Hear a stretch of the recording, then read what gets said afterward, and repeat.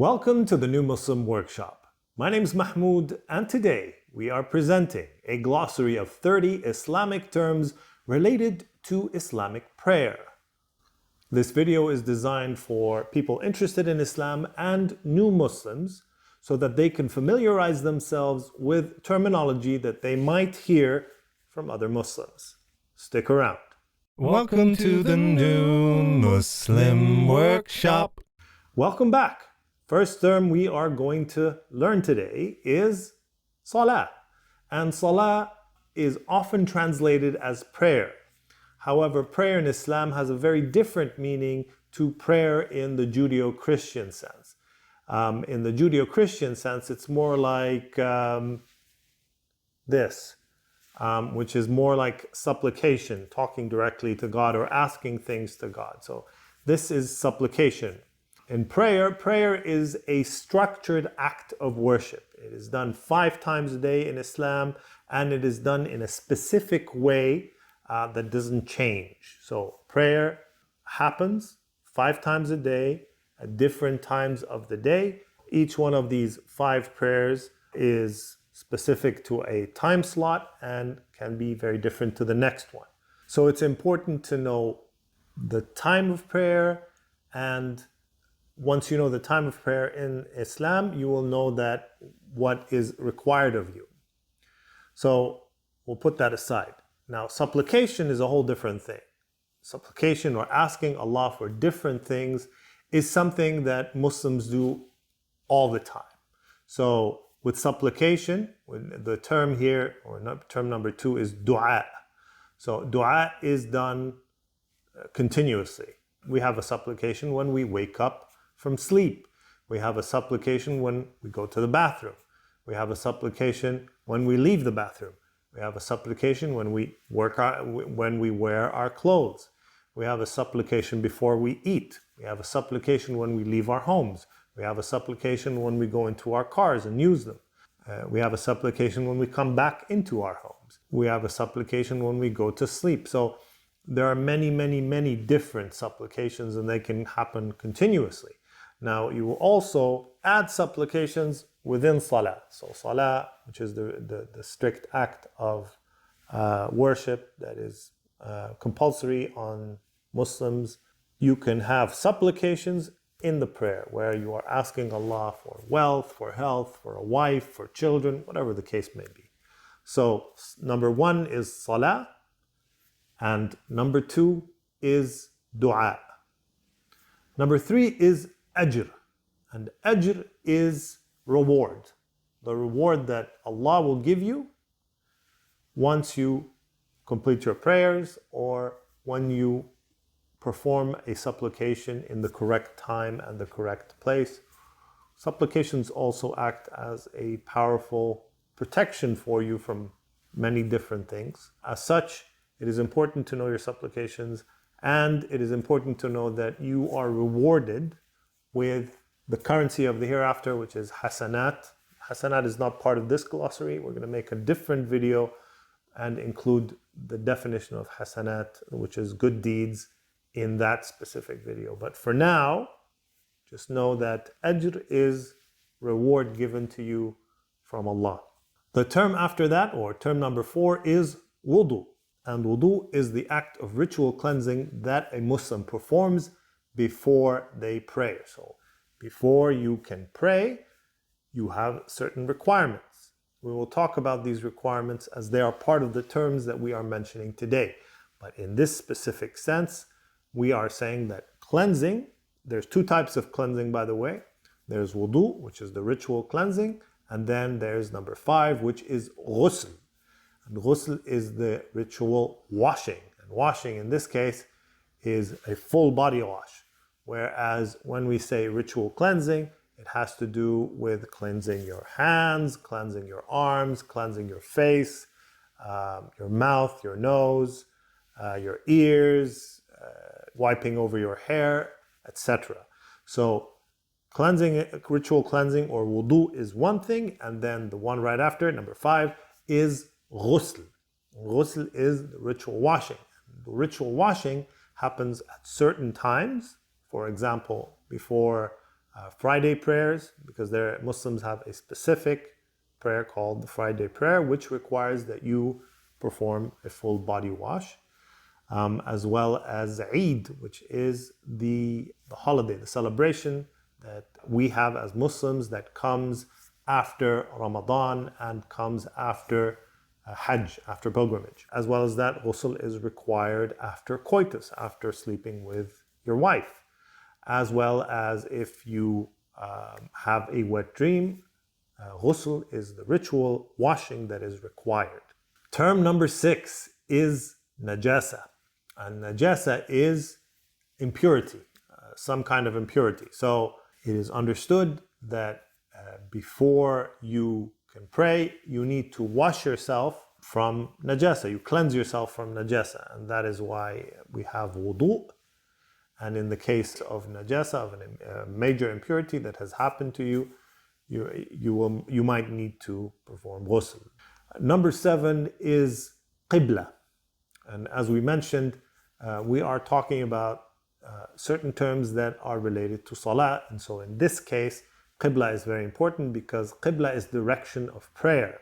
And as you know, Muslims have a direction that they pray towards, which is Mecca, which is the city of Mecca, which is in modern day Saudi Arabia.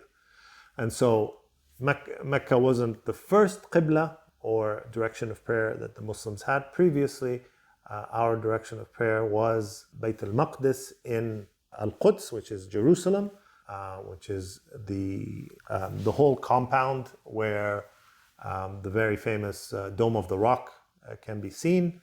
That whole compound is considered Bayt al-Maqdis and used to be the old Qibla for Muslims. The new Qibla, and this is at the time of the Prophet, where Allah changed the Qibla towards Mecca, and that became our direction of prayer.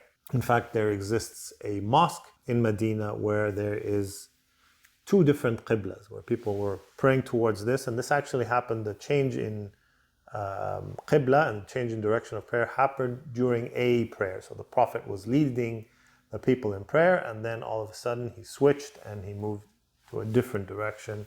People didn't understand, but they asked him afterwards. Number 8 is the word Masjid. And Masjid, I guess the root term for it is Sujood. We'll come back to that.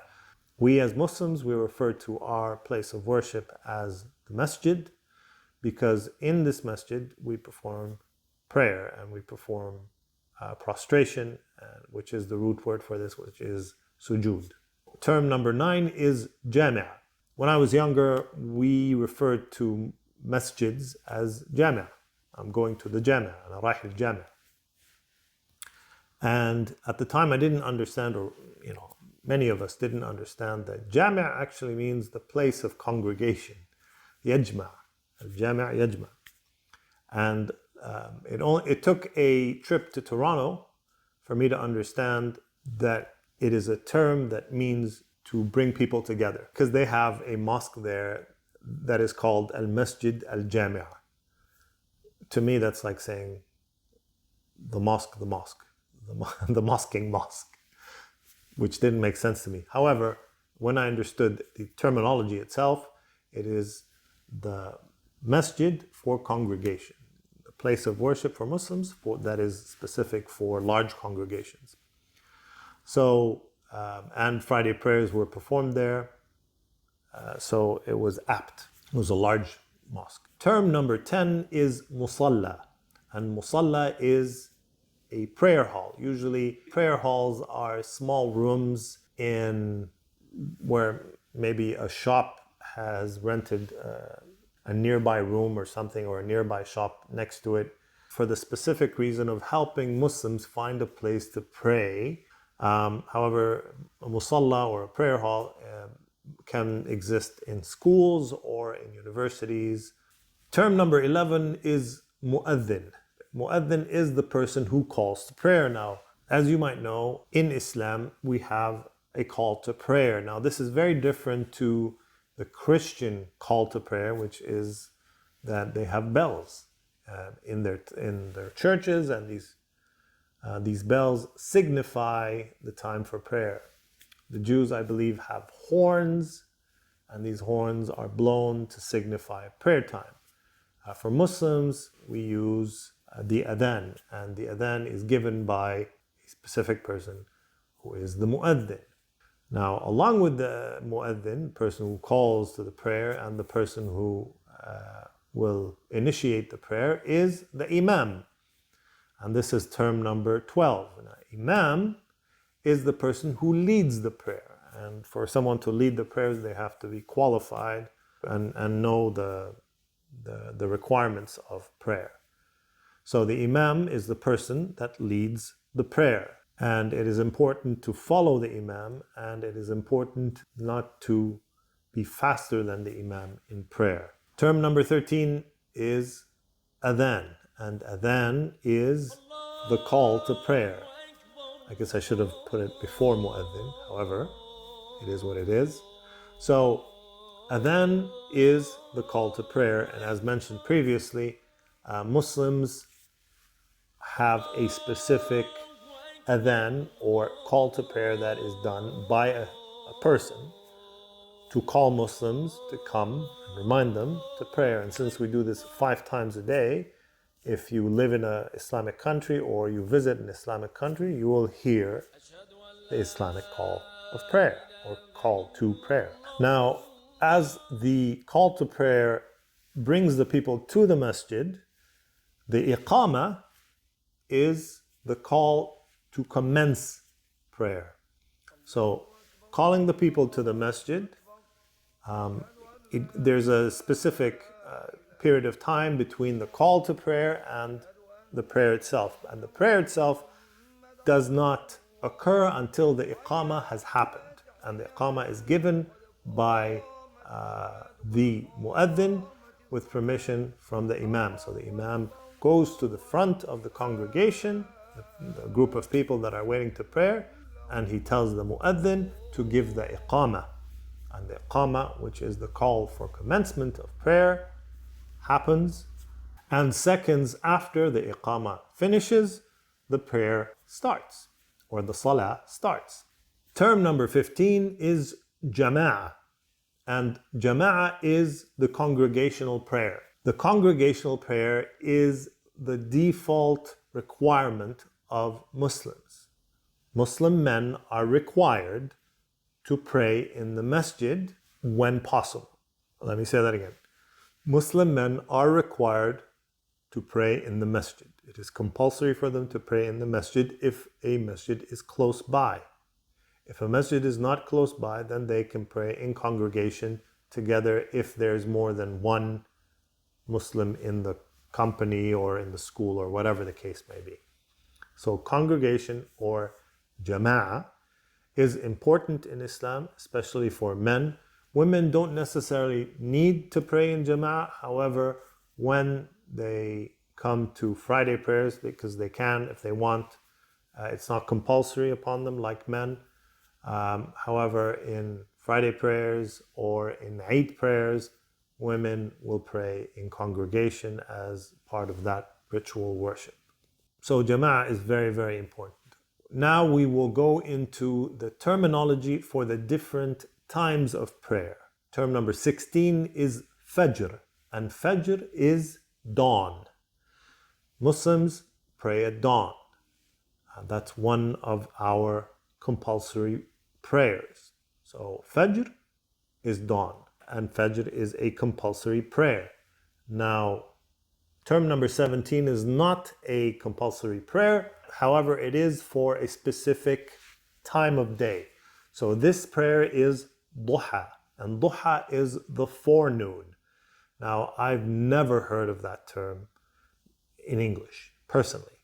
And I discovered this today while compiling this glossary, that there is something called the forenoon, and it is between sunup and noon. And so that's the period, the Duha period, where you can pray. And so the Duha is an important voluntary prayer. And so in Islam, as you will guess, we have compulsory prayers and voluntary prayers. And all of these are done to please Allah, to become closer to Allah. Term number 18 is Duhr. We have Fajr prayer, which is dawn, and we have noon prayer. Again, noon prayer is a compulsory prayer.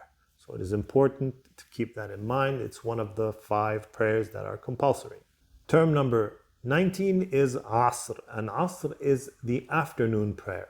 It is also one of the 5 compulsory prayers that Muslims have to pray. Term number 20 is Maghrib, and Maghrib is sunset. Again, this is one of the 5 compulsory prayers that Muslims have to pray. And so Maghrib, or the sunset prayers, is important. Maghrib is also a signifier for when a fasting person can eat. So during the Adhan of Maghrib, one can break their fast.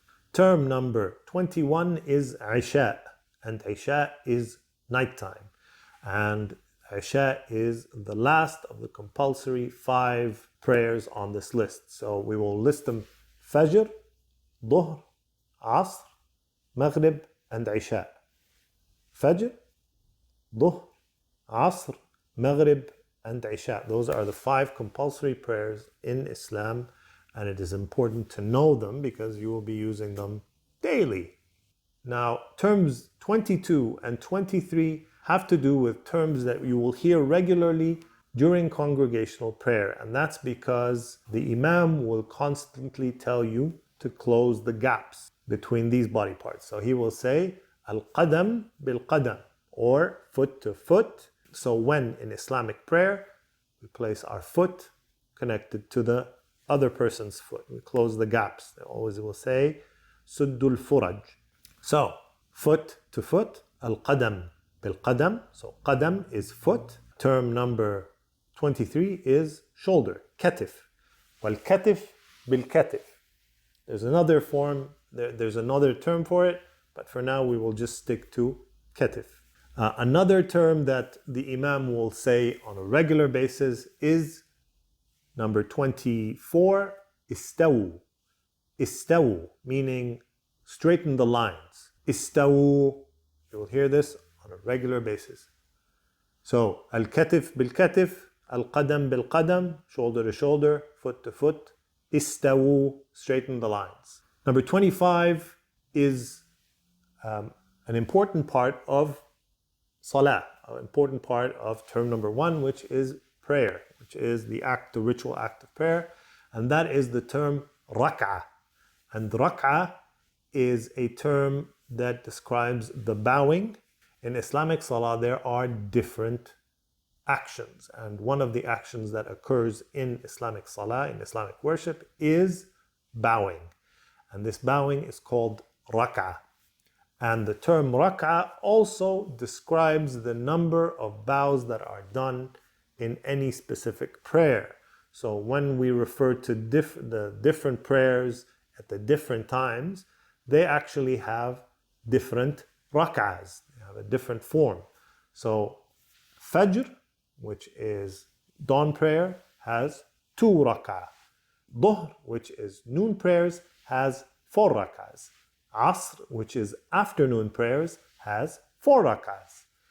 Maghrib, which is sunset prayers, has 3 rak'ahs.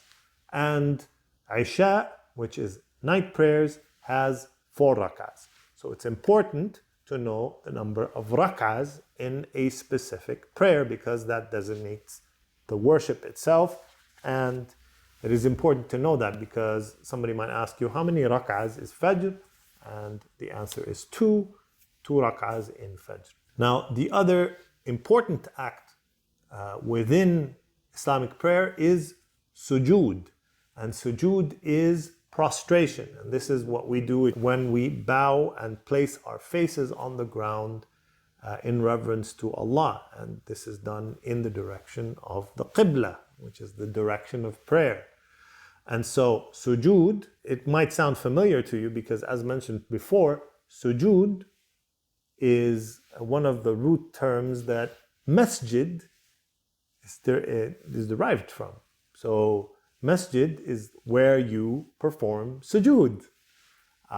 So everything is kind of interconnected. Sujood is the act of prostration. Sajda is a prostration. Don't want to confuse you. However, this is number 26, which is Sujood. Number 27 in this glossary is the scariest term on the list and should be avoided in any way, shape, or form because it is Riyaa. And Riyaa is the showing off in prayer. And Riyaa is one of the signs of the hypocrite, and we do not show off in the prayer because we are doing this for the sake of Allah. And so Riyaa is a term you need to familiarize yourself with because it needs to be avoided at all costs. Number 28 is Jum'ah. And number 28 is a bit weird because it's a day of the week. And I'm not teaching you all the days of the week. I'm just teaching you that one specific day of the week. And that's because Jum'ah, or Friday, is a holy day for Muslims. And there are requirements for a Muslim to go to Jum'ah prayer, to Salat al-Jum'ah. So the requirement is important and it is compulsory and it is punishable, as in we receive bad deeds, sayyi'at, if we do not perform this deed. So Jum'ah is important. It is the holy day of Muslims, much like Sunday is the holy day of Christians and Saturday is the holy day of Jews. Friday is the holy day of Muslims, and it is Jum'ah. In Jum'ah prayers, we have term number 29, and term number 29 is Khutba, and Khutba is a sermon. So the thing that differentiates normal prayer from, or normal Salah from Jum'ah, from Salat al-Jum'ah, is that there is a sermon that is given on a weekly basis in the first part of the Jum'ah prayer. And it's important to listen to it because for many people, this is the only time that they receive any religious teaching or education. So religious education is very important, and every Muslim needs to familiarize themselves with the rights and with the knowledge of Islamic requirements. Last but not least is term number 30, and without it, our prayers are practically useless. And the term is khushu'.